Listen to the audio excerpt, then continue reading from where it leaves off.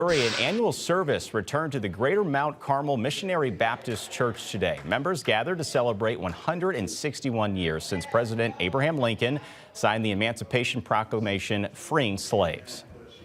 It is God who has made us what we are today, emancipated us, and given us new lives through Christ Jesus.